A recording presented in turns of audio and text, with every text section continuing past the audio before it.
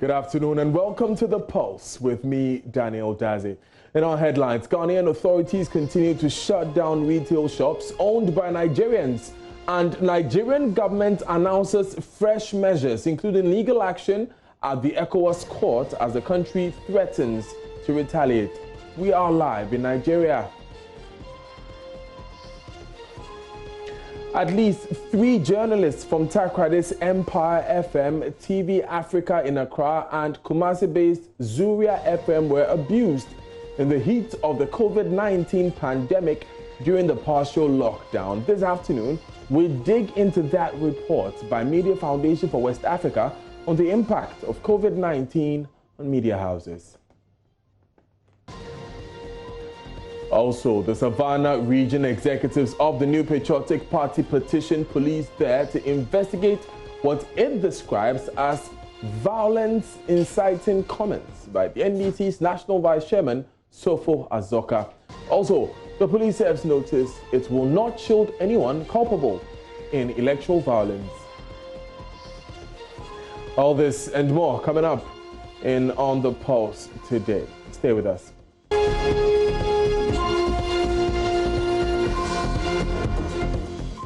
Great to have you with us. Now, the Nigerian government has announced a raft of measures to end the retail feud with Ghana. This includes legal action at the ECOWAS court, as well as preventing Ghanaians resident in Nigeria from participating in retail trade. A Ministry of Trade and Industry task force here in Accra has in the last few weeks embarked on a crackdown on foreigners engaged in retail trade, insisting it is contrary to the law. The Nigerian traders last week demanded the intervention of their government. Listen to them, as they allege the recent closure may be politically motivated.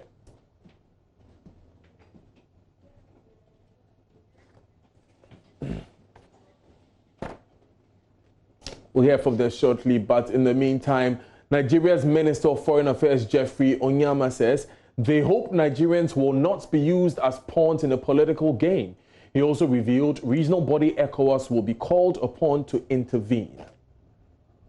President also met with Mr. President, the President of Ghana, and this matter was now resolved as we understood. But obviously, it has reared its head again, and it seems not to have been resolved. Now, to answer your specific question about the Ghana Code that talks about the retail sector being reserved exclusively for Ghanaians, is that it is in conflict with the ECOWAS protocol provisions, as you yourself mentioned.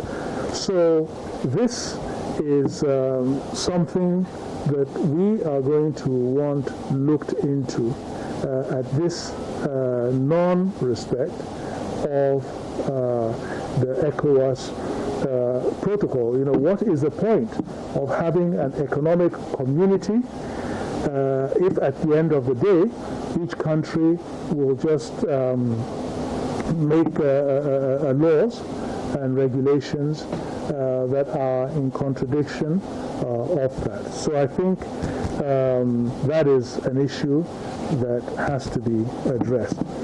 On the second question, that this has been a recurring, well, you can call it decimal, nightmare, or whatever, but it's been recurring. And what concrete measures are we to take to address it? Now, the first thing we want to do, first steps we want to take is to be sure about all the facts, to have all the facts before we act. So this will entail hearing from the Ghanaian government, the Minister of Trade. Our Minister of Trade is going to engage with his counterpart. We have summoned the Ghanaian High Commissioner, who has given us information. We have the intention of recalling our chargé d'affaires in Ghana for consultations, and again to get the facts, because she's on the ground there. And We are also going to get in touch with ECOWAS to also understand clearly, what the ECOWAS perspective on this is. If this law is in contravention of the ECOWAS protocol. So once we have all the facts, then we will consider all our options, with the Ghanaian government. So we don't want to anticipate now what our actions will be, but all the options will be there depending on the facts. Clearly, if it is contravening the ECOWAS protocol, then we would have to now look at an ECOWAS solution, including the ECOWAS court, as a final arbiter. Okay, and then we also have to look at reciprocity. Ghanaians, as the progressive ambassador's president has said, have the full rights of operating within the Nigerian economy, So we'll have to look at that whole issue as well in terms of the concrete measures that can be contemplated. But again, as I said, we want to have all the facts, the laws, what they mean, who they apply to, the ECOWAS provisions, and so forth, okay? And, the question of $1 million to support the Nigerian businesses, that's the question itself is like accepting as a fait accompli what the Ghanaians, what the situation is at the moment. But that's one of the things we have to look into, whether it is correct in the first place to impose that burden, so whether the law itself is in conflict with the ECOWAS provisions. And if it is, then $1 billion is not legal, as it were. At least does not comply with ECOWAS provision. And then the other thing, of course, is that in the ordinary course of things, the government does not bail out private businesses operating outside Nigeria. We have enough of a challenge bailing out our own businesses here in Nigeria who are suffering from this pandemic before we now start going to bail out private individuals and businesses outside the country. So we just want to assure Nigerians that we are following this very closely. We're going to be proactive and keep you informed as we have this matter addressed. And we want it to be addressed in the shortest time possible. We know that there are elections, upcoming elections in Ghana, but we would certainly hope that, Nigerians will not be pawns in electoral gains and electioneering. Thank you. Minister, saying that your last word, can we say precisely, because he also mentioned that, do we say that this resurgence could be as a result of the political, can we give a political meaning to that? Is it because of the politics? No, not quoting me for that. What I am saying is that people are saying, he mentioned, for instance, this fact. So we are saying, as government, that we hope that that is not the case. Now, I will be joined shortly by a Nigerian journalist via Zoom, but before that, let's listen to some of the traders. Well, what you tell us nonsense is this? This insult is over. If you want to kill me, kill me. I will not go anywhere. Nobody will lock my shop. Even our people will come and lock it by himself. You can't assess me. I've got money to pay you. Break out every authority. I have to lock my shop. Why can't we get less than you? And you keep me here today. I'm not today. You keep me here today. You keep me here today. I'm not my shop. I'm not my shop. I'm not coming to shop. Why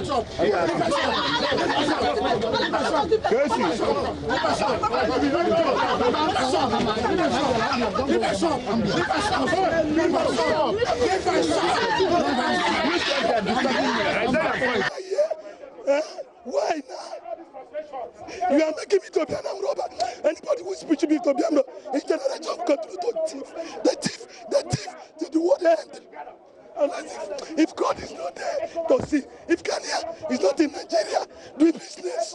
Not my cause, remain on me. But if they are there, do business. And they are dragging me like this, Almighty God will judge. By name. Our shop were locked by Ghana Union of Traders, GOTA, since 1st December 2019. We are staffed for complete 8 months.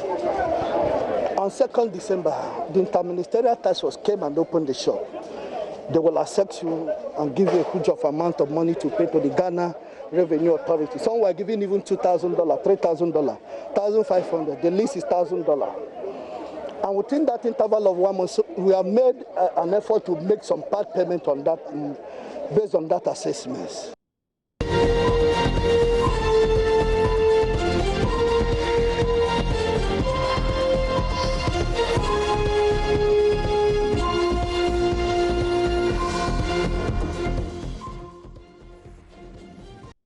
Let's spend a little more time on this story. Joining us via Zoom is Temple Asaju, business correspondent with Channels Television Nigeria. Also with us in studio is the head of communications at the Ministry of Trade, Prince Boateng. Mr. Boateng, good afternoon. Good afternoon, Danny. Let me begin with you, Temple. How has this story been received in Nigeria, the eviction of Nigerian traders in Ghana? It's been received with mixed feelings. Thank you for this opportunity, actually, and thank you for having me. But generally, it's been received with mixed feelings in Nigeria here.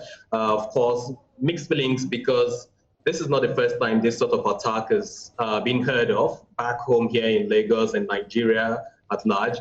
And of course, we know that the governments of Nigeria and Ghana gets to come together and iron out these issues. Now, for that reason, Nigerians here are really positive about the fact that there will be some sort of a solution to this issue eventually. The only bone of contention again would then be that this is coming just about a month or two after the Nigerian office, 2 buildings at the Nigerian embassy in Ghana were demolished. So they keep thinking that what could be fueling all of these problems. However, yesterday we know that the Minister of Foreign Affairs, as he played back the clip a while ago, has calmed the nerves of a lot of these investors, both in Ghana and of course those that have their tentacles spread to Nigeria here, that look, we will address this, we'll get the ECOWAS to actually wade into the conversation and give us a better interpretation of these laws, of the ECOWAS protocol and how it relates to the Ghana Investment and Promotion Commissions Act, which is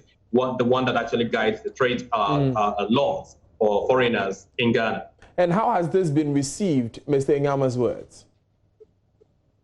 Oh, yes.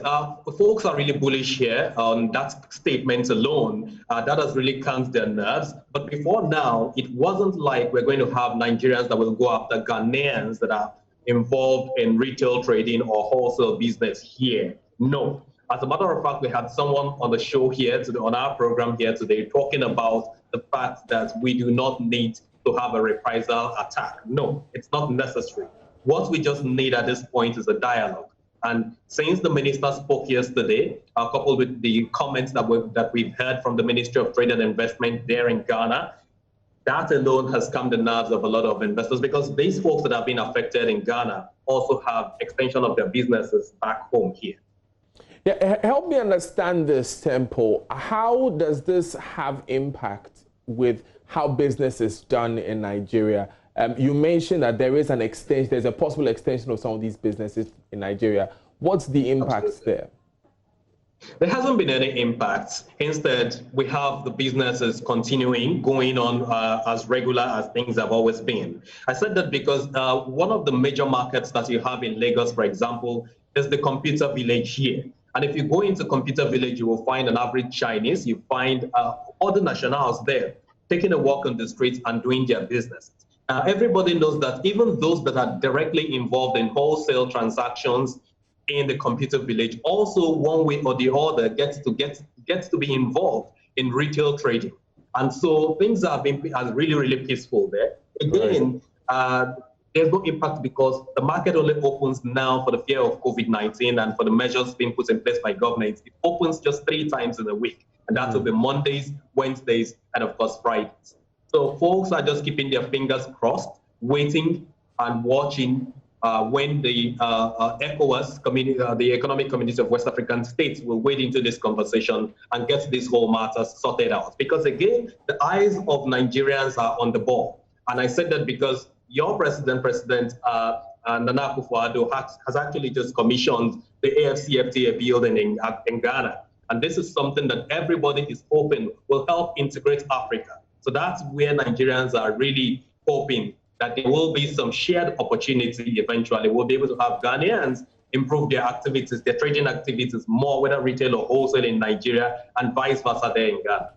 Temple, give me a moment and let me come back to studio and speak with Prince Boache Boateng, who is Director of Communications at the Ministry of Trade. First of all, have you heard what Mr. Nyama said about how Nigeria may proceed to the ECOWAS courts for some interpretation of how our laws are structured regarding the presence of foreigners here? Yes, Daniel, I've heard him, and I've heard him clearly. I do not have any issue with him. I do not have issue with any Nigerian, and for that matter, government of Ghana does not have issue with anybody who wants to use lawful means to get issues addressed. Ghana, and for that matter, the Ministry of Trade and Industry, through the Retail Trade Committee, is only enforcing aspects of provisions in our trade laws. And as far as we are concerned, the law allows us to do what we are doing. If anybody is of any contrary opinion, it is for that reason that some of these adjudicating bodies are there, and anybody is free to go there for interpretation. Especially when the Deputy Speaker of the ECOWAS Parliament, who happens to be a Nigerian, Ahmed Wasi, is on record to have said at the ECOWAS Parliament that no ECOWAS country, and I'm quoting him, no ECOWAS country is allowed to export into another country what they do not produce. We want to encourage production, unquote. And so if for a country as Ghana that has embarked on this massive industrial transformation agenda, and we are looking at one district, one factory, if we produce eco juice in this country, or we produce these motorcycles, motorking in this country, and we want to export them to any ECOWAS country, and for that matter to any African country, we are free to do so because the law requires that those goods must originate from member countries. We will not bypass what motorking is producing here or what eco juice is producing here, go into China, go into Singapore, go and bring goods from there, and under the guise of ECOWAS, send them to Abuja or send them to Lumi. That is not what the laws say. And so we have no problem. If they feel that there are aspects of the law that they might want to test, we are available and they are free to go ahead. But the position of the ministry is that the closures must continue. The position of the ministry, and for that matter, government, is that the closures must continue, and they are continuing. And as I speak with you here today, my team is at Circle. It's from there that I came over to your studios, and they are continuing with the closure of the shops. Come tomorrow, we are moving to Opera Square, we are moving to Kantamanto, we are moving to UTC. From there, we are moving to Kumasi, we'll go to Takrady, we'll go to Kofodia. It's a nationwide exercise. It's a committee that has been set up by my boss, and until we have any directives to that effect, we are only complying with your boss being the Minister for Trade and Industry. Now, on the 31st of October 2019, I believe that's the date, Thursday, 31st October 2019, GhanaWeb.com, we need Nigeria more, Trade Ministry to Guta. Let me read to you what Carlos Ahinkra said in a radio interview. We cannot use one sector of our economy to fight Nigeria. It won't work. As a matter of fact, we need each other to thrive.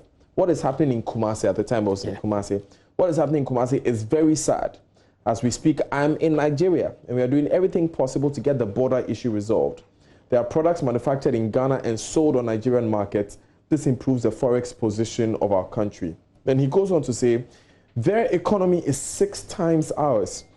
Why go fighting them when you need to appeal for their support? What has changed? Nothing has changed, because we are not fighting anybody. We are only asking that people should respect the laws of this country. Yes, We need Nigeria, but Nigeria also needs us. If they do not need us, they wouldn't be in this country. And so it's not as if it is we against them. It is for the broader benefit of us all. And so we are not on a war path with them, not at all. All we are saying is that, yes, we need each other because we want to take advantage of the ECOWAS market, because we want to take advantage of the African Continental Free Trade Area.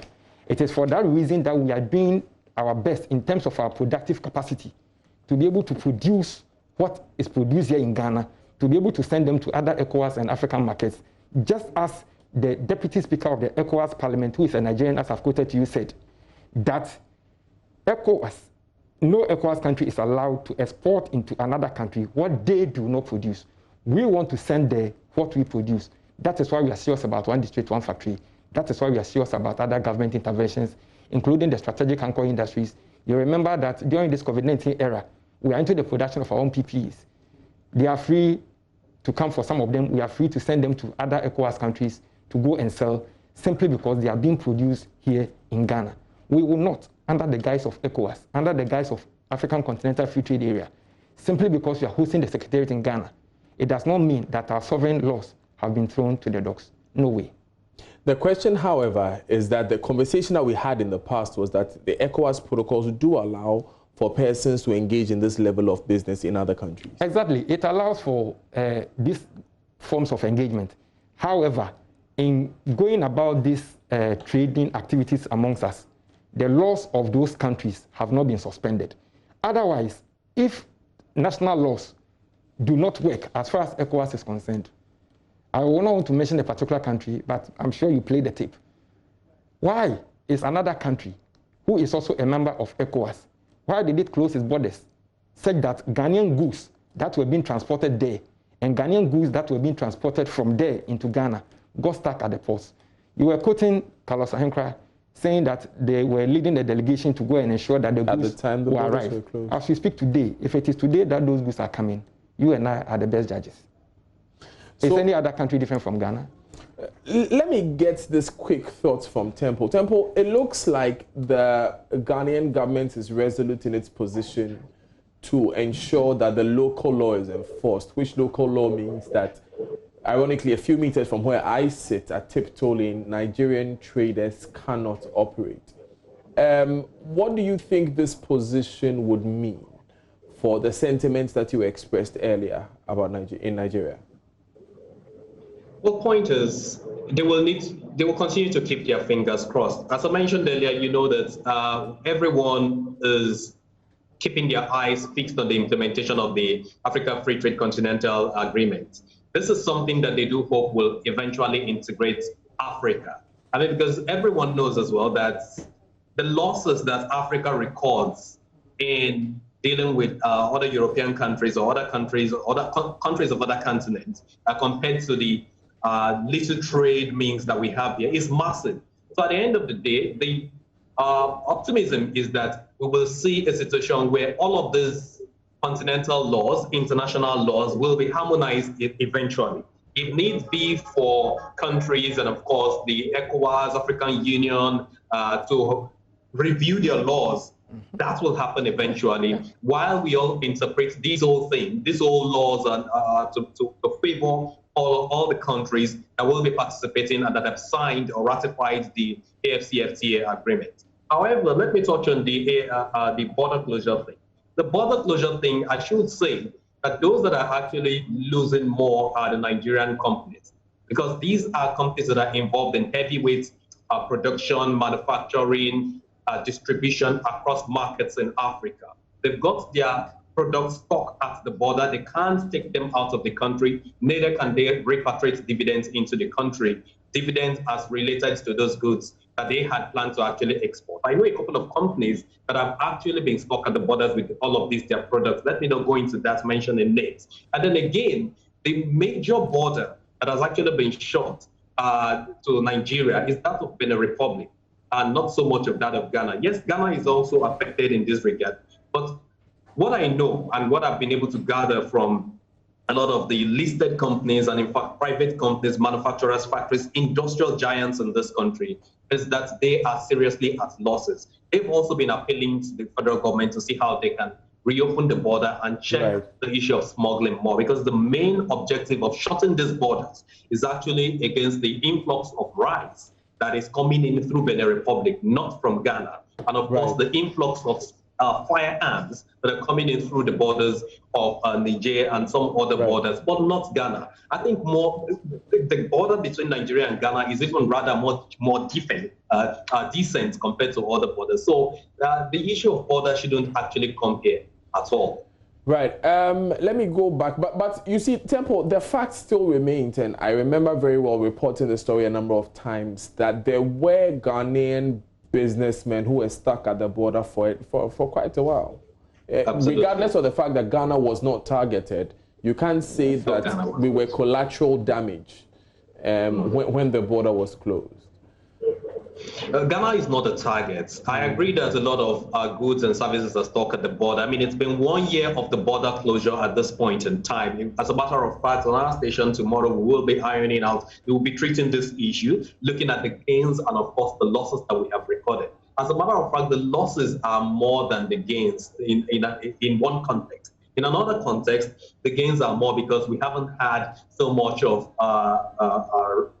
imported rice from Thailand that finds their way into the country, into Nigeria, I'm referring to now, through the Benin Republic borders. But I know that the federal government has been in talks, of course, with the authorities in Benin Republic. They've also been discussing this, the same, how we will be able to iron out. I know at the point in time, they actually gave out some vehicles to the Benin Republic authorities so that they can check the borders against smuggled items. But that didn't work.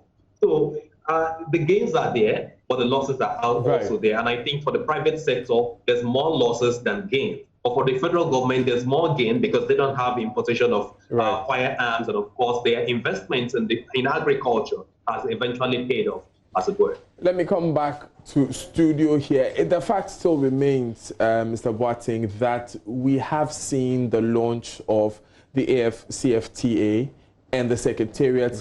It's being in Ghana means that Ghana is sort of a symbol for African integration. No matter what our local laws are, you would find that it's quite the image when you find that our brethren from our siblings from other nationalities are being dragged out of their shops. It's an issue that you've raised, and I do not fault you for raising it. It's a very sensitive issue that needs to be addressed, I must concede.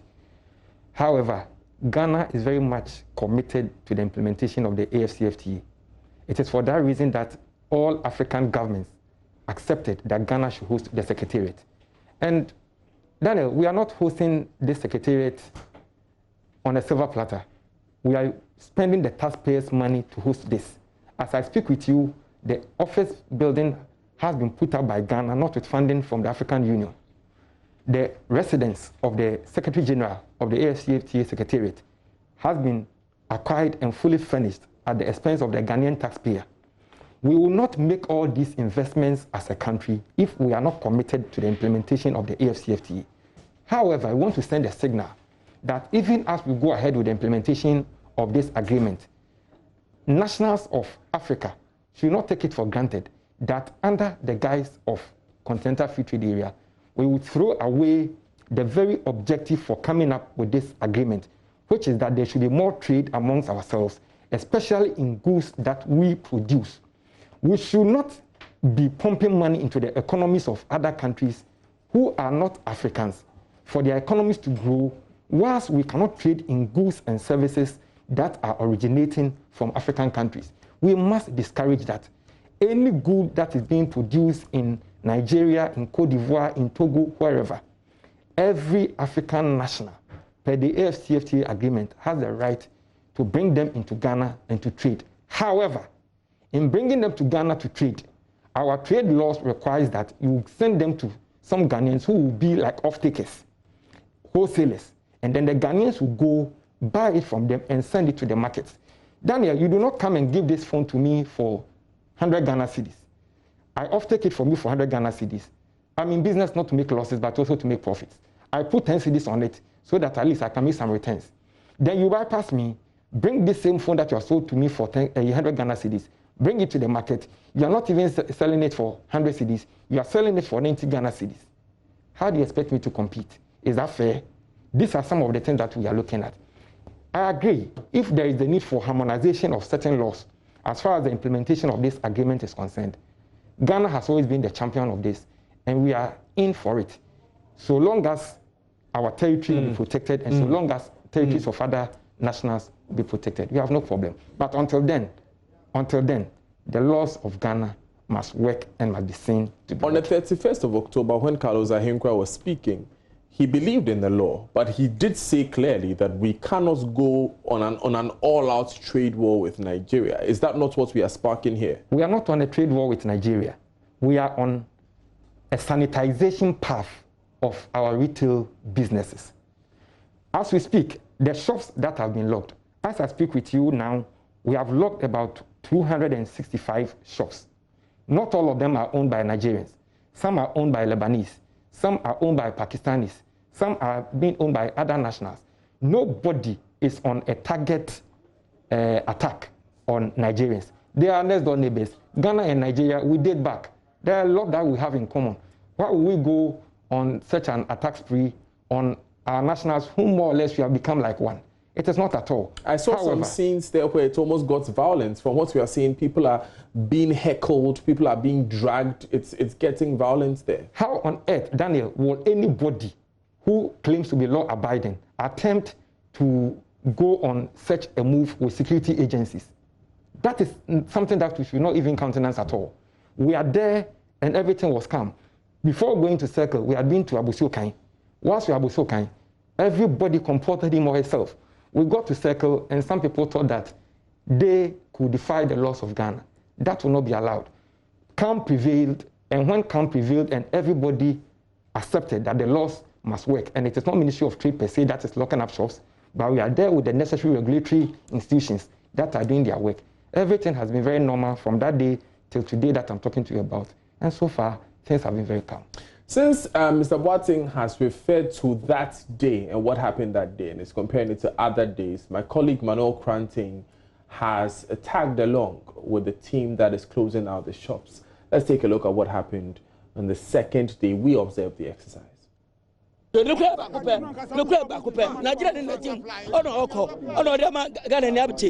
Receipt kitano ownership ni kitano we have say only this kind of Nigeria supply nyama and just the nyama Nigeria.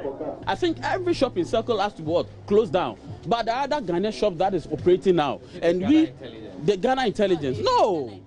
So this is the document. This is the document that proves that Ghanaian. This is a name and everything. So why is it that they want to lock it up? Yeah. So this is the second part of the exercise. It was started on 13th of August, about a week ago. Well, the Ministry of Trade and Industry is clamping down on all foreign-owned shops which really do not have documentation to do retail business. Well, a number of shops have been closed already, with some of them protesting and, you know, arguing that the shops are duly registered. This shop is never a Nigerian shop. I paid it, and even I've not finished paying the money. You have documents to prove? This is the shop rent. This is the shop rent. This is my business certificate. I have my business certificate, my enterprise. You see, this is the shop. This man is the witness. He's here. He's the one who witnessed. When I was renting the shop, I rented the shop. The Nigerian people, some of them give me goods. I buy some of the goods with my own money. To Nigerian shop, so this is against the law. And Nigerian shops na here too. And to over has some to Ghana ni shop mo. They be. So more say document shop. Wow. If they say they are closing all the shops for investigation, why is it that the other shops are open? We've been told that some of the people who occupy the shops actually allegedly connive and collude with some other people who are suspected to be foreigners, and then just front for them to be operating in the shadows. We're a foreigner, Nigerian, and again in the front to a man. This one is for a Nigerian, and he's just taking Ghanaians to front for him. Our Ghana need not never see any back on this side, back on this side. There is one here, one there, and another one in the corner. They must lock up the shop. The foreigners have connived with the Ghanaians to operate illegally here.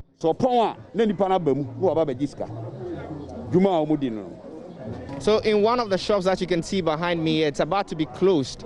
Well, the officials say they've presented different documents as against what is written in front of the shop. The owner of the shop also says that she's duly registered, she has all the business documents and so on and so forth to prove that. But the officials are having none of that. They want to clear everybody out, lock down the place for them to proceed to the Ministry of Trade and Industry for clearance.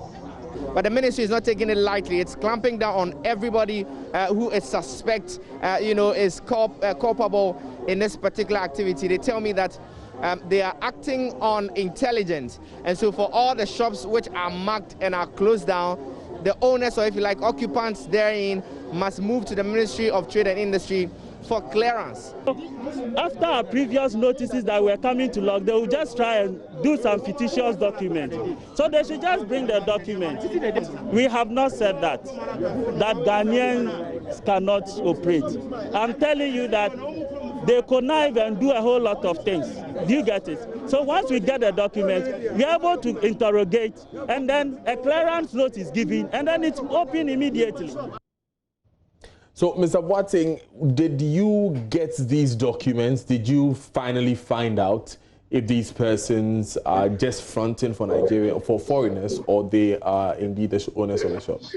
Daniel, some are fronting for some of these foreigners. However, we are not going into those details as to who is fronting for who. All we are interested in is that you must have documentation to the effect that you can do the kind of business that you are doing. We have given them a time to submit the various documents that they claim they have to the ministry. We will subject them to verification and validation. I'm not an expert in doing that. We have people from the Ghana Standards Authority who are checking for standards. We have people from the Registrar General Department who are checking for authenticity of the registration that they say they have. If it's about the business operating permits, the AMA and the Ministry of Local Government are there to help us to authenticate those. If it's about payment of taxes, the Ghana Revenue Authority is part of us. If it's about your residence and work permit, Ghana Immigration Service is on board. If it's about the GIPC, conformity with the GIPC Act, members from the GIPC are also part of the committee.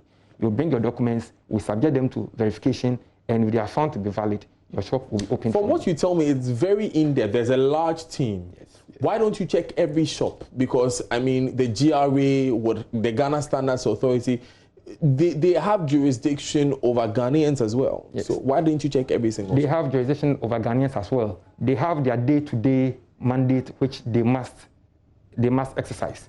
However, this committee is not there to check for those day-to-day work that other institutions will have to do. Ours is to check that foreigners do not engage in retail trading. Let me inform your viewers that the team that is moving out is also inclusive of people from the security agencies. So the National Security is on board, the Ghana Police Service is on board. We do not just go and begin locking particular shops. Like you said, why is it that we are not locking up every shop? We are locking the various shops based on intelligence. Once we have intelligence that somebody is fronting for a foreigner, or we have intelligence that the person operating this particular shop is a foreigner, the shop will be locked. You should bring your documentation, and they are assessed, and you are deemed to have respected the laws of Ghana, which is all that we are looking out for.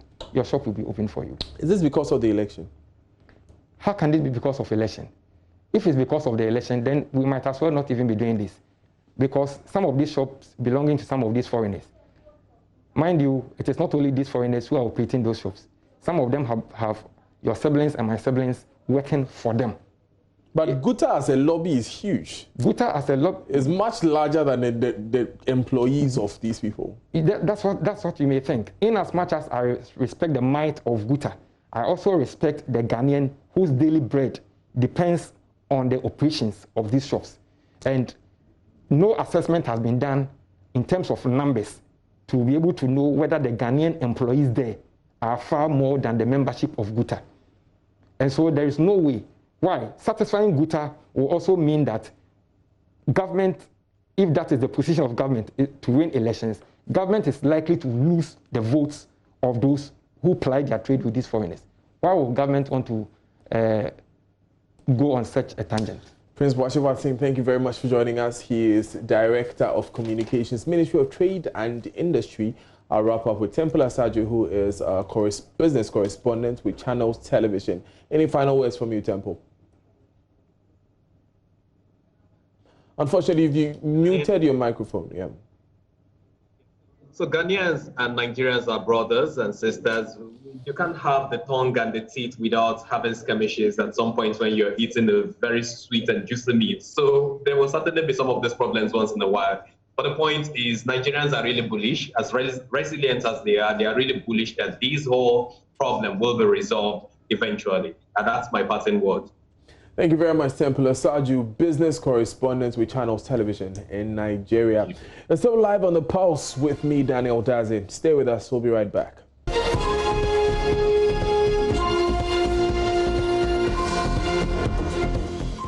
You're live on The Pulse with me, Daniel Dazi. Now, at least 3 journalists from Takra's Empire FM in the Western region, TV Africa in Accra, and Kumasi-based Zuria FM were abused in the heat of the COVID-19 pandemic during the partial lockdown.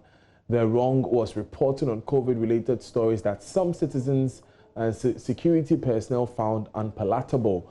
But these are just a few of such stories from Ghana and other 14 ECOWAS countries highlighted in a series of surveys catalogued by the Media Foundation for West Africa titled Media and COVID-19 in West Africa.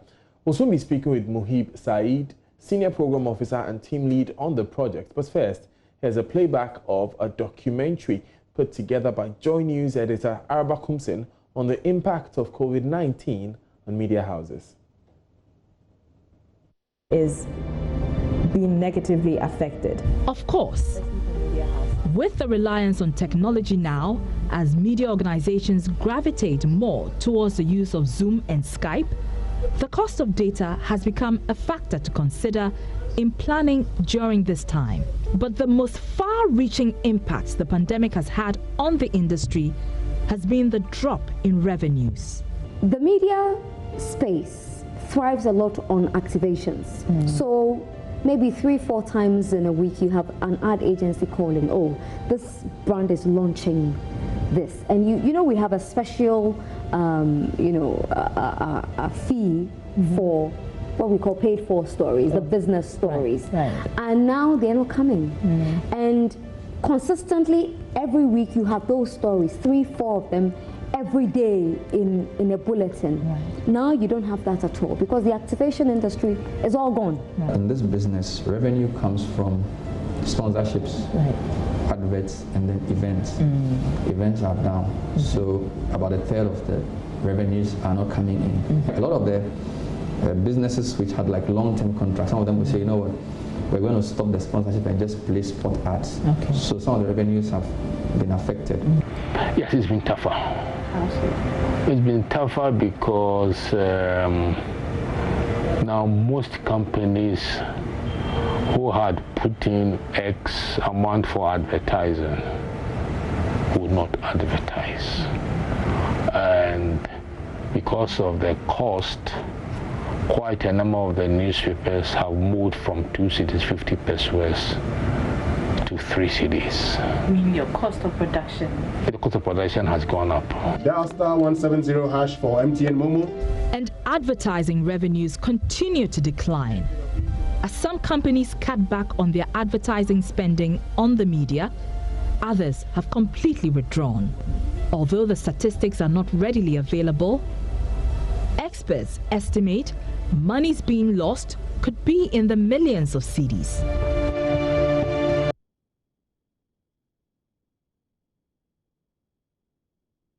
Now, the Ghana edition does not only reveal the dangers journalists were put in, but also the brutal impact on income sources of media houses, especially print. Senior Program Officer Muhib Saeed of Media Foundation for West Africa joins us via Zoom. First of all, tell us how the research was compiled.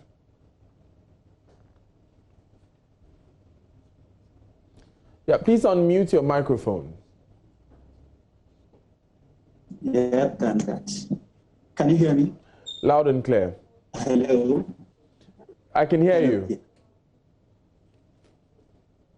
Yeah, the research was basically a survey that was conducted among journalists and media managers to ascertain the impact of the COVID-19 on their media organizations.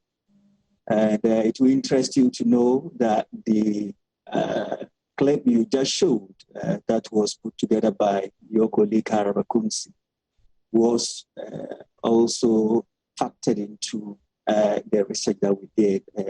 We actually cited some of the panelists on that program as part of the research. And as you said, it is not a Ghana research, it was a research that we did across West Africa. So some of your findings, I mean, show that persons have been abused in Ghana and in other countries. Would you say this is the general picture of the impact of COVID-19 on the media? In terms of safety of journalists, I would say that the COVID-19 has increased the tax on journalists because it's been replicated the attacks on journalists in Ghana have been replicated in quite a number of countries. In Niger, for example, a journalist was actually imprisoned for his report on the COVID-19. The authorities deemed his report to be misinformation, and he was imprisoned. In Cote d'Ivoire, 2 media organizations, their editors, were sentenced to fines. And in Nigeria, there was a wave of repression against media personnel, including the sacking of the director of a state news agency because one of the newspapers under his control published a report that was deemed by the authorities to be false. So it's a general picture. That's quite worrying. So what are some of the prescriptions that you have made to ensure that journalists are safer in a time like this? Well, we have, for example, written to the Ghana military. We wrote on the 3rd of May to protest against the attacks on journalists that were carried out by military officers during the lockdown. We had a reply from the military assuring us that the incidents will be investigated and the officers involved would be dealt with in accordance with the disciplinary code of the. There hasn't been any communications again regarding what has happened. And unfortunately, the Ghanaian media has also not made any follow-ups regarding these attacks. But we also had the opportunity of engaging the Ghana Police Service some 2 months ago, where we kind of launched a framework that is supposed to direct the relationship between the media and the police service. So it gives prescriptions as to what the media should do, what the police service should do anytime the two interface. And we think that these kind of engagements can help to break the cycle of mistrust and conflict between the media and the security services. But it's important that the media fraternity itself takes up some of the police and demand the police or whichever security service is the culprit and demand justice. Muib Said, thank you so much for joining us this afternoon on The Pulse. This is your election headquarters, and National Democratic Congress NDC flag bearer John Dramani Mahama has reiterated the party's position to ensure a peaceful election. He, however, says the posturing of the government raises questions about its commitment to a violent-free election in December. Addressing the chiefs and people of Mepe in the North Tong constituency on Monday to kick-start his 4-day tour of the Volta region, Mr. Mahama observed that government does not seem to be interested in making the December general elections peaceful. But what do we see here in Makati South? All the projects we started, as soon as my administration left office, everything has come to a standstill. Like Chief said, this hospital 90% complete. 4 years now, it's standing. Taxpayers' money is invested in that hospital. And yet the hospital is not yet available to give service to the people it was meant to give service to, because another government has come. All the electrification projects come to a standstill because a new government has come. All the roads Toby mentioned, we awarded them on contract. Shall Dakar Road, all of them, we awarded them on contract. When the new government came, they said all contracts suspended, everybody stopped work. They want to audit the contracts. 4 years now. What kind of auditing are you doing that for 4 years the contractors cannot continue to do the work that was legitimately awarded by government? And so that is the challenge we face. And that is why I said somewhere that when I become president again, by the grace of God, we will spend the first year completing all abandoned projects. We won't start new projects. The resources we have, we will use to complete existing abandoned projects before we start any new ones. We go to our secondary schools, facilities that we're putting in the. But what do we see here in Makati South? All the projects we started,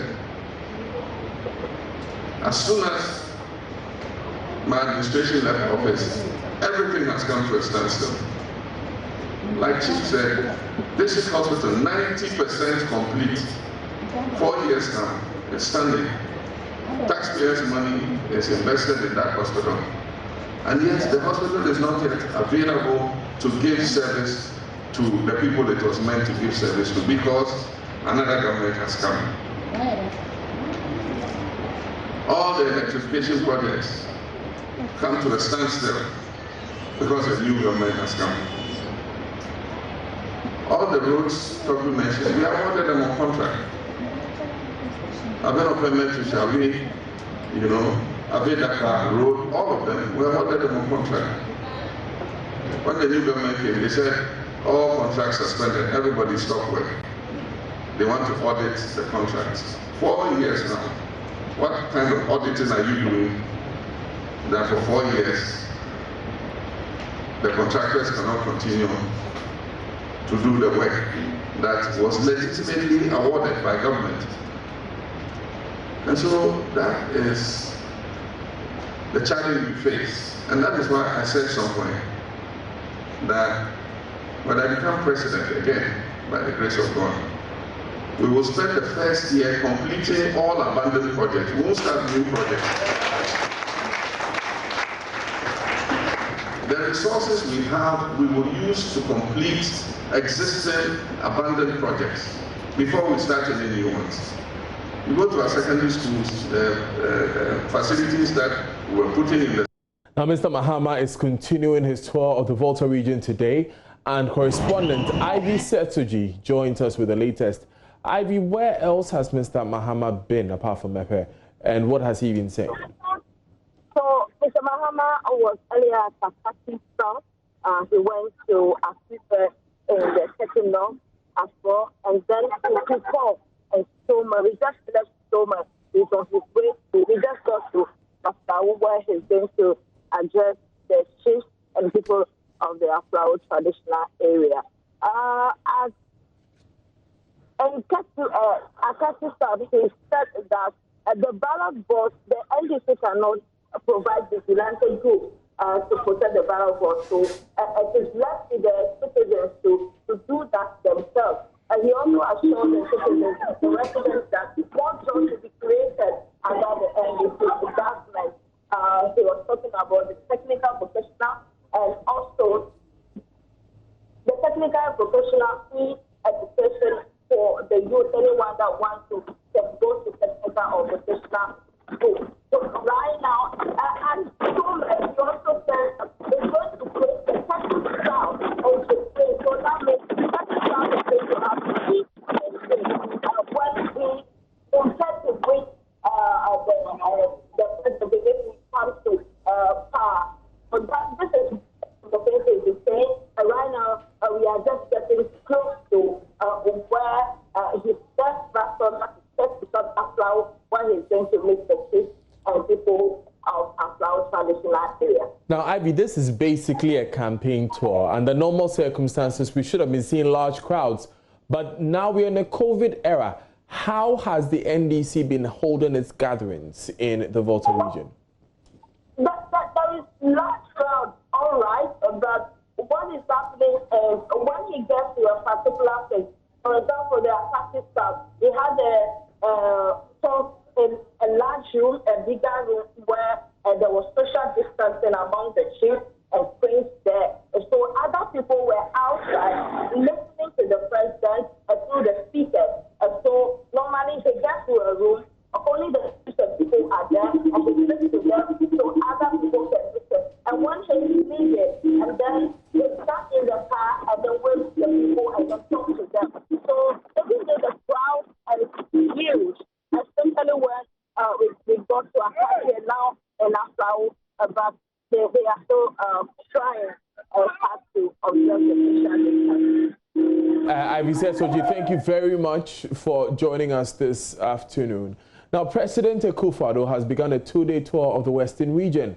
Whilst there, he's expected to inspect various projects and cut soil for the construction of some of them. Earlier, the Roads and Highways Minister Kwesi Amwakwata hinted of the commencement of the Takoradi PTC interchange project, which will begin in September this year. Addressing journalists ahead of a two-day tour of the Western region by President Akufo-Addo, he said the project will herald a new dawn of road infrastructure for the region, as 45% of road networks are in very poor state. It's going on in earnest across the nation. Takoradi and for that matter, Western region, you have got your fair share of it. There is an asphalt overlay going on. And under the dynamic leadership of this young, handsome regional minister, supported by his able deputy, in the road sector, among others, and I know all other sectors are going on. But since I'm here for roads, I want to assure the people of Takoradi, the people of Western region, that His Excellency, the President, vision of 2020 as year of roads is ongoing, and the region will continue to have this fair share. Let's speak to Nathalia Kwanta, who has joined us via Zoom. Ina, what other promises has the minister been making to the people of the Western region? Yes, Daniel. So the Minister of Roads and Highways said that there is an 80 roads project simultaneously going on here in the Western region. Next month, there is going to be an additional 25 roads, which is very unique to the region. After the road minister spoke, we went to Enyinche and Ejam roads to inspect. The president went there to inspect. From there to the president moved to Axim to inspect a sea defense project, which also consists of a harbor for the people of Axim. From there, Daniel, we've also gone to Enyinase in Crawford Road to inspect the 200-kilometer road, which consists of other roads within the Elembele district. Right now we are at Jura, so where the president is going to launch a community mining for the people of Jura. Right. Ina, tell me about the gatherings. How socially distant have they been, and what has been the response of the people? Well, Daniel, social distancing is not really observed here. It's unfortunate I can't get into the crowd because they are still addressing the chiefs over there. But social distance is not really observed here. But what I can talk about is the wearing of nose masks. The security personnel here are making sure that everyone is wearing his or her nose mask. But for social distancing, it's a no here. Throughout these places that we've visited, all these places we've visited. Natalia Kwanzaa, thank you very much for joining us here on The Pulse. Now, the Savannah Regional Executives of the New Patriotic Party have petitioned police there to investigate what it describes as violence-inciting comments by NDC's National Vice Chairman, Sofo Azoka. In a video recording that has gone viral, Sofo Azoka is allegedly heard inciting party supporters to attack any MPP member seen handling a data collection booklet. Listen to him making the statement in Sola Tunakawa district regarding an ongoing data collection exercise embarked upon by the MPP in the region. NPP National Week. If you see anybody in your community holding this book, going round, writing our people's name, Massa, don't let him go free. Finish him. Finish him. Don't let him go free. If you see him, to do what? Finish him.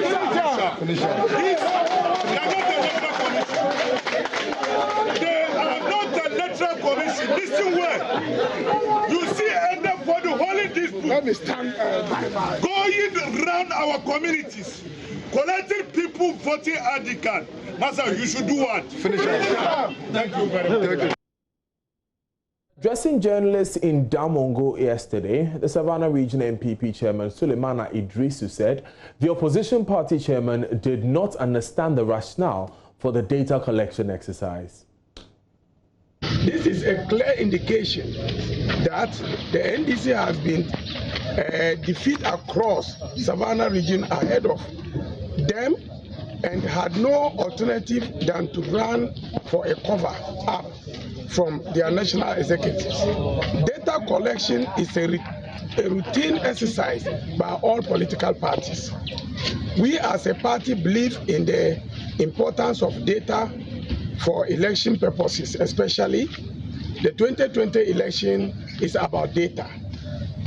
Data rules the world, and that's what we in MPP believe in.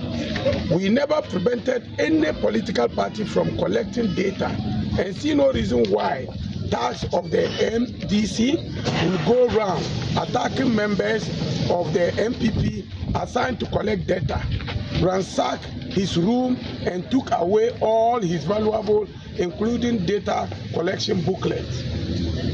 Nonetheless, we the MPP in Savannah region will not sit unconcerned for the NDC who are known to be shedding blood to cause mayhem in our region and vow to deal ruthlessly with anyone who comes after any of our supporters.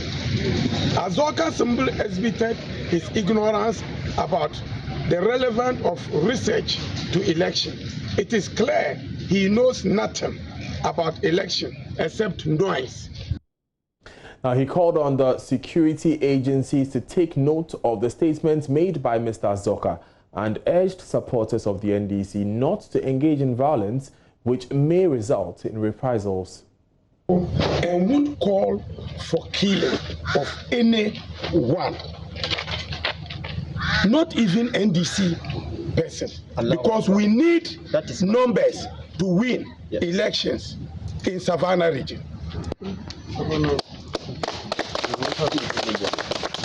We call on the security agencies to, as a matter of agency, to take note of the growing press from the NDC and its lazy executives we have data collection materials in the Sola Tuna Kalba constituency, and we authorize to bring finality to such unfortunate trials on the lives of our hard-working supporters in the region. The Ghana Police Service is assuring that it will not shield anyone found culpable in electoral violence. The assurance comes after sections of the public, including the National Peace Council and the opposition NDC, raised concerns about the lack of prosecution of perpetrators of violence in the just-ended voters' registration exercise. Now, the Peace Council has called on the police to provide weekly updates on the progress of the investigation conducted. George Amu is Executive Secretary of the National Peace Council. If you are familiar with investigative processes, at every stage there are stages that you get to. For example, you pick information. If you have any new information, you let the public know that I have this additional information, and this is the next step that I have to take. It can be a weekly update just to let people know, especially in times that we find ourselves.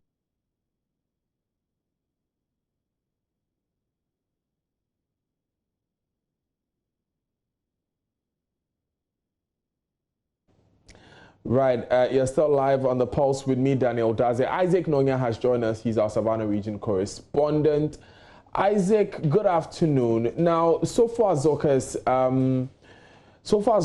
state tape seems to be making a lot of rounds in the country.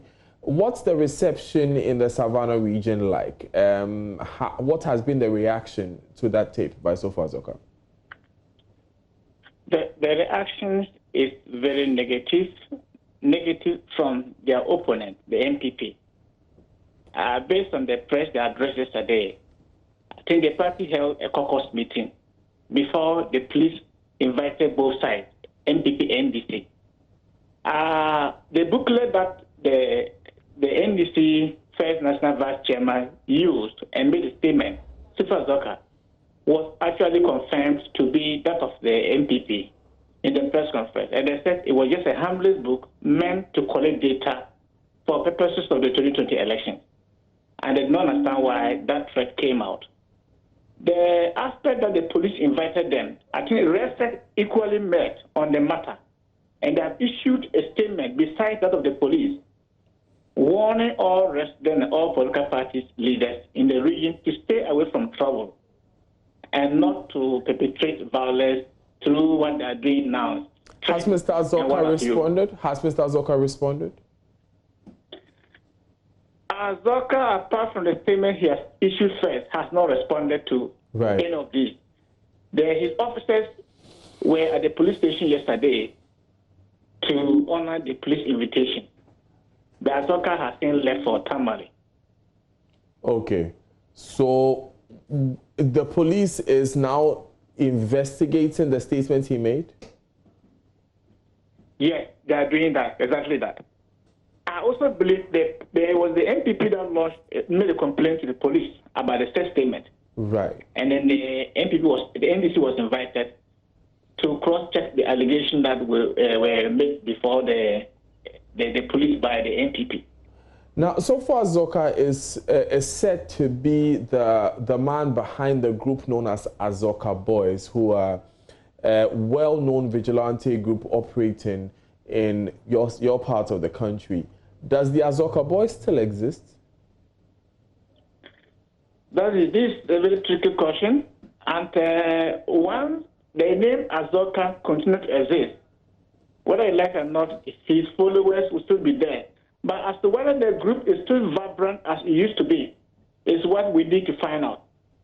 The aspect that vigilante boys within the corridor of politics, which have been discarded, has made that thing also be dormant.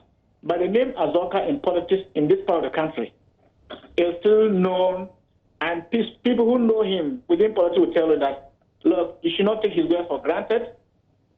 He has done it before, and he can do it. I think that's one of the reasons that these people have come out to counter by reporting the case to the police. Isaac, thank you very much for joining us this afternoon. Let's go back to our earlier story, where the Ghana Police Service is assuring that it will not shield anyone found culpable in electoral violence. Director General Legal Kofi Boakye said investigations are underway and at the appropriate time, updates will be provided. The police, however, say a weekly update, as suggested by the Peace Council, is not feasible. Morning, sir. Thank you so much for your time here on the JoyNews channel. So we first want to find out what this whole legal training is about. You know, law is about continuous training. And since we are now going into the election, it's imperative that police officers and everybody related to the elections should know the regulations guiding the elections, regulations guiding the conduct of the elections, and how such regulations are going to be enforced. And when somebody goes against such regulations, what is it to be done? We must emphasize the fact that these regulations are there to regulate the conduct of the elections so as to bring standardization in whatever we do, and also to control the conduct of individuals involved in the elections. And since the police is the custodian of law and order, and we are supposed to implement every regulation and enforce the law, it is imperative that we keep abreast and build our own capacity in doing so. Okay, since we are talking electoral-related matters, you are part of the task force, the National Task Force in monitoring the registration exercise. I would first, I mean the police, yes. I would first want to find out your assessment of the just ended exercise as a body. I think the elections the registration just ended, and the Electoral Task Force, chaired by the Inspector General of Police, are now doing the assessment. They have the subcommittee to do that. Now they are here to present their report to the IGP. And when such reports are presented, we will make it known to the public. Would you say it was largely peaceful? Did the parties behave themselves? I think largely it was quite successful.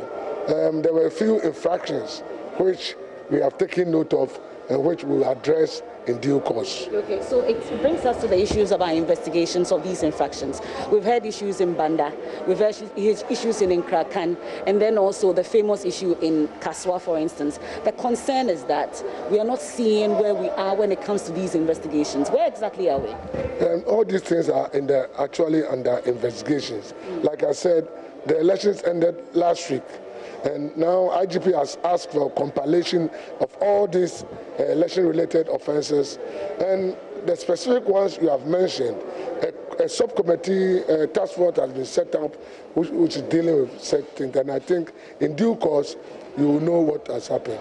But these delays, for instance, people have said that it's a form of more like shielding, for instance, Hawakumsin, because by now we should know where exactly we are. The Peace Council has had cause to even say that we should have weekly updates on some of these investigations. Then we know that something is actually happening. You know, investigation is not just a happenstance. It's a process. And you need people to come, give evidence, and based on such evidence, if a prima facie case is established, then you can go to court. So I think you have to have faith in the police. IG is very much concerned about all these things and doing everything possible. And this is even manifested in the fact that we are doing this workshop, not for all policemen now, but we are now doing for the commissioners. So that when the commissioners are abreast with we build the capacity of commissioners. Then from next week, we're going through every region to it. So you see that the police is very much interested, and we have prioritized the prosecution of electoral offences as part and parcel of our role to control the elections and make it successful. So in due course, definitely you have the results of what has happened. Nobody is shielding anybody. And don't forget, like I said, we just finished the registration, and all issues emanating from the registration activities is going to be taken care of in due course. But if you say due course and 38 days exercise ends, and we had these cases, 2 deaths, and we haven't seen any prosecution, we don't have updates on these investigations, how is that assuring enough? And you said there is death. 2 deaths. And you know the process we go through when you are dealing with murder. And it's not a one-day issue. And since they finished the registration, it's about 8 days. It's not 38 days, as you're saying. I mean, the exercise was 38 days. Yeah, so now that we have finished, give us time and everything will be done. Nobody is shielding anybody. In fact, we gain nothing in shielding anybody, and we must trust ourselves that we'll do the best. So what exactly is happening with Howard Kumsin's case? That one, the investigators will have to answer that. When it comes to court, then I have to deal with it. But it's still under investigation, and I think the CID Director General will have to answer that when you get to him. Okay, so we've seen how the EC did it. We had weekly updates of the exercise. The Peace Council, like I said, is having cause to ask the police or advise the police to adopt such measures. Is it something that you're going to look at? Weekly update of the investigation so far? Weekly updates is laudable, but it's not possible in the police service to be giving weekly updates on cases under investigation, unless we have conclusive findings that we can come out. But if you are doing an investigation and you are giving weekly updates, then you are exposing yourself to something that may not inure to the benefit of the prosecution. Yeah. Well, you in particular, prior to election 2020, we are getting in there. You've had calls at some forums, for instance, raise concerns about the electoral violence, what we are going to see. In some cases, Ghana will burn, for instance, when we don't look at vigilantism. You still hold that view from what you've seen so far? We are in 2020. We could do better. We could do better, but like I said, we are all in this together, and the police is preparing. As I'm saying, this is part of the training. As I'm speaking now, we have people at Humunya, the task force, people are training. So we are preparing adequately for such activities. And also, now that we have vigilante law, we must all read the law well, so as to be abreast with what is happening. And I must also state here and now that if you look at section 39 of regulation 284, they say that it's an offense to publish false statements. And we know how fake statements are. So it also goes to all of you. If police arrest somebody for publishing false statement, let nobody say that the police is partisan or taking sides, but it is the law. And I've quoted the law to you. Section 39 of Regulation 284 says that publishing false statement in relation to the election is an offense.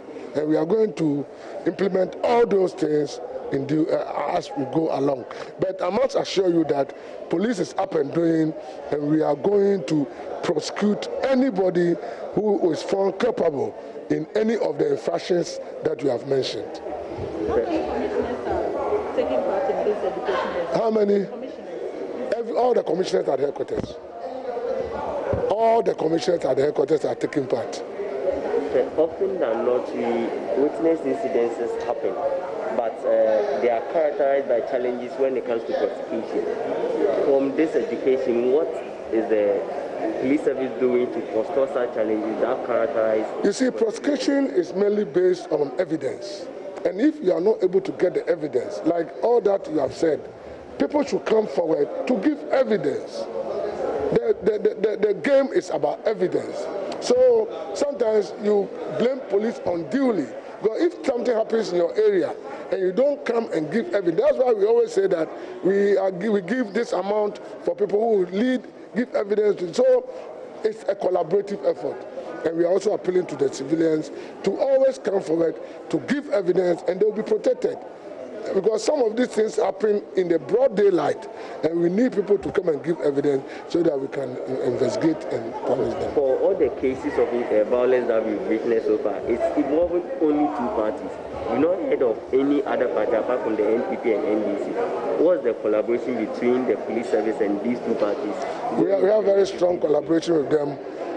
We meet them at various fora, and obviously to be the two parties because they are the biggest parties. And as time goes on, we keep on having that direct collaboration.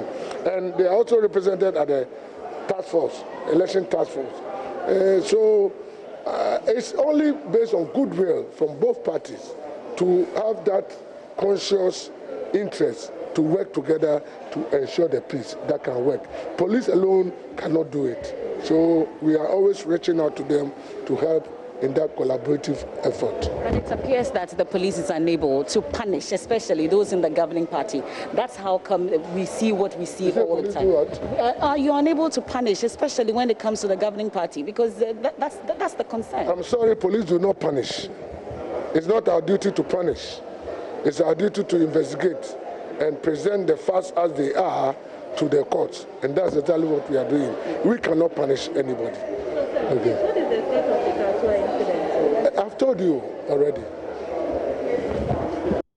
Justice Dennis J is Justice of the Court of Appeal, and he has been speaking about the training session for police officers ahead of the December polls. He's hopeful that the training will give the police the needed skills to deal with electoral violence. Training for the management of the Ghana Police Service. And as we know, we are in election year. We are taking them through registration offences, unlawful possession of people's ID card, voters' ID card. Then we talk about electoral offences under the Representation of People Law, PNDC Law 284, which contains most of the offences relating to election. Then we also talk about few offences under the Criminal Offences Act, Act 29. So on the whole, we have taken them through registration offences, the actual offences relating to voting, actual offences relating to ballot papers, destroying ballot papers, voting twice, fictitious voting, personation. We have discussed all these things. But how hopeful are you that this will improve the upcoming election and the electoral related issues? I think it should be very fruitful from how the police officers reacted to the training. And this is TOT. We are training them for them to go and train the other officers and ranks in the regions. So that is why we hope that they would understand and appreciate every question. Now we are done with the main presentations. We are going to do questions, and the questions will equip them and build their capacity to go impart and train the others they are also about to train. So I'm sure that overall you are impressed so far with the first session. So far the impression is perfect. I have a good impression about the police officers at this training. But I'm sure that you'll be monitoring other general exercises in the country, just ended exercise, whilst we are leading up to the election, for instance. Are you satisfied with what you've seen, especially with the just ended registration exercise? Well, for the registration exercise, I cannot speak to it. But for judges too, we have trained district magistrates throughout the country. We have trained all circuit court judges throughout the country. We have trained all high court judges throughout the country on the things that we are discussing today. So if the judges appreciate, the prosecutors appreciate, then we make a headway. Okay. So are we going to see fast tracking of cases when it comes to electoral-related violence and That has been the practice, and the Chief Justice, the Chief Justice placed emphasis on the training for the judges. It's Alive on the Pulse with me, Daniel Daze. Before we go for sports, the media space gets saturated with news stories and tributes pouring in and eulogizing the lives of leaders and outstanding individuals when they die. That's sad, because the dead cannot hear or watch all the great things that the living speak of them. JoyNews wants to cut this convention and start real conversations about greatness. So Ghana's Greats, a documentary series that tells the stories of phenomenal leaders and the achievements of great personalities, has been introduced to highlight the work of these persons while alive. This week, JoyNews premieres the life of former President John Ejekun Kufuor on Ghana's Greats.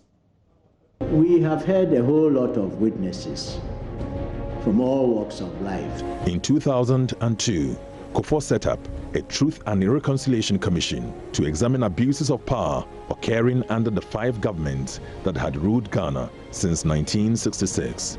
Ghana's economy was really struggling at the time, so Kufuor announced the highly indebted Poor Country Initiative.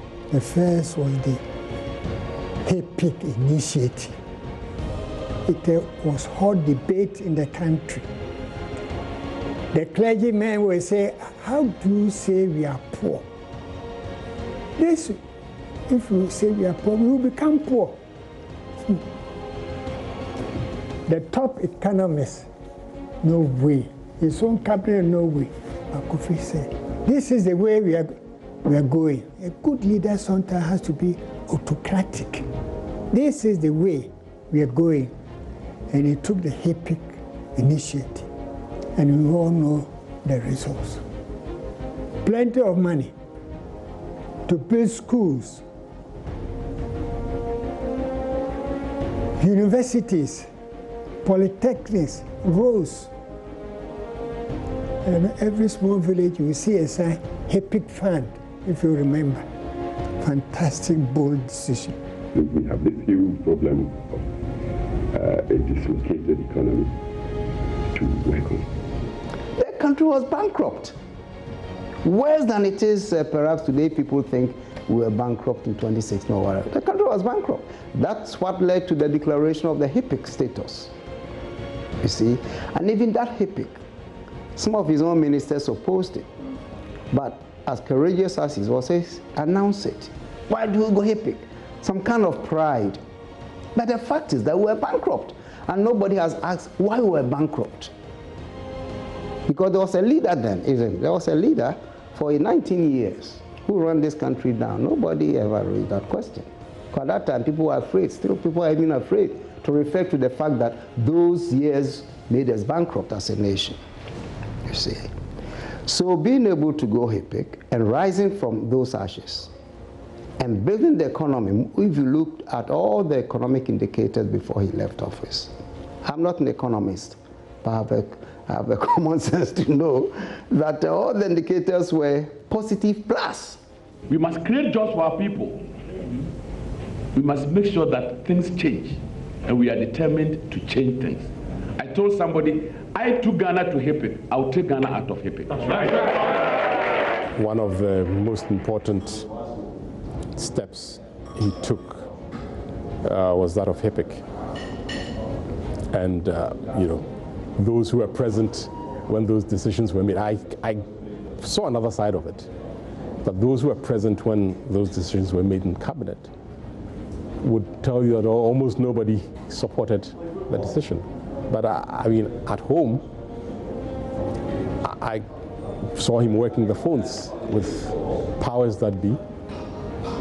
I saw him making commitments saying that if he could get X, Y, and Z, he would do this or the other. And it was clear he knew what he was doing.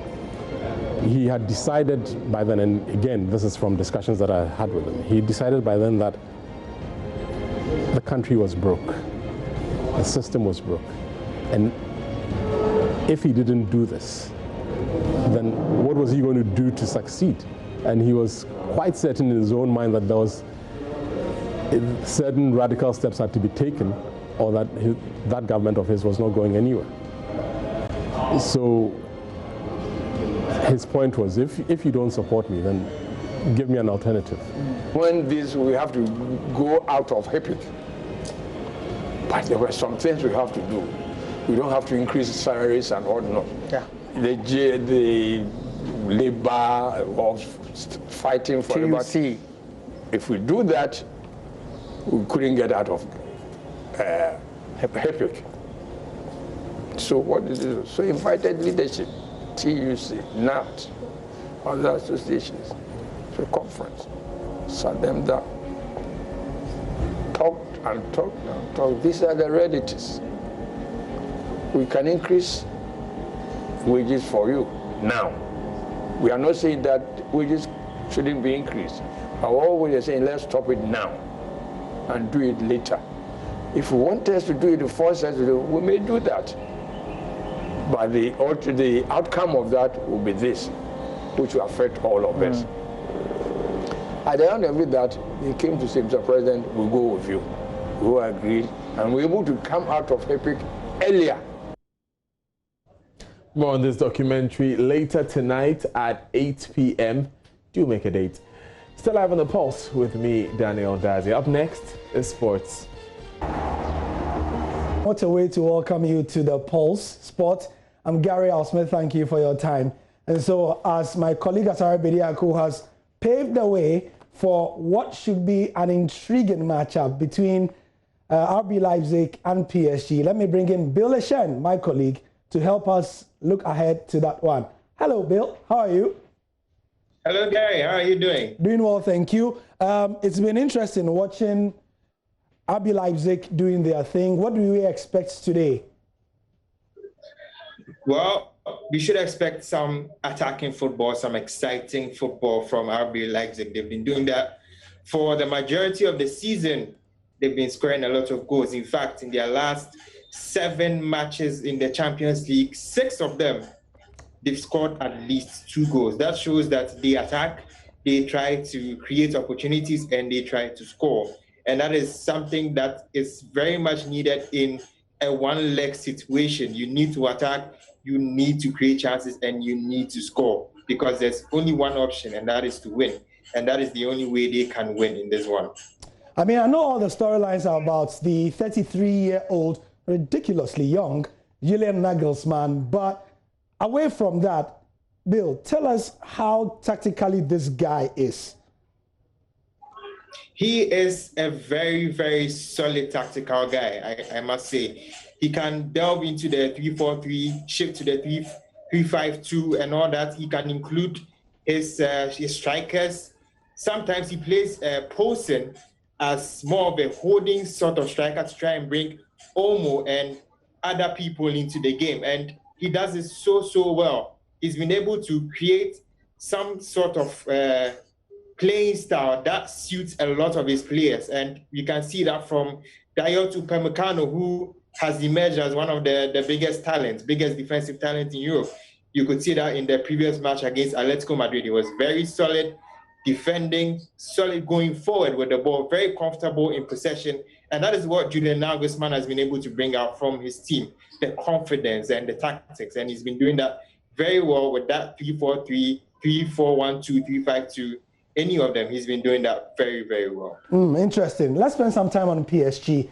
Obviously, there are experiments, which it was since the Qatari Sports Club took hold of them in 2011, has been failure, and now they are in the semi-final. How big is this for them as they go into this one? Very, very big. You know, in the Atlanta game, for a moment, I thought they were going to lose because Atlanta was playing very well. But in the end, Neymar and Mbappe created some magic and got them 2 goals, and it brought some sort of belief. You know, they've tried a lot of time. The last time they actually got to the semi-final was in 1995. That's a very long time. So they've been trying a lot, and it's not been working for them. And with the kind of investment that has been placed in the club, definitely it would be expected that they try as much as possible to win the trophy. In fact, get to the final at this point, because this is more or less the best opportunity that they have with the kind of star caliber, the kind of players that they have in their team.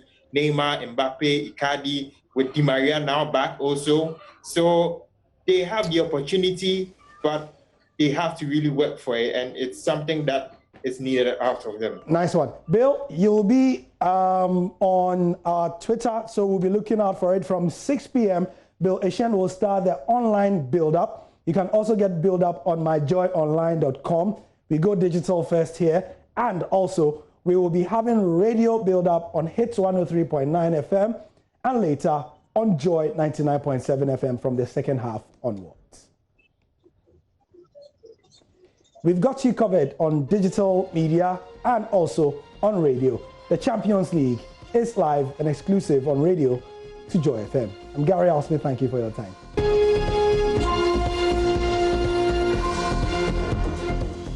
And that's it for today's The Pulse with me, Daniel Dazi. Thanks so much for joining us. A great day coming up. Remember that we are bringing you live coverage of the Vice President's speech at the Results Fair. It's going to be on infrastructure.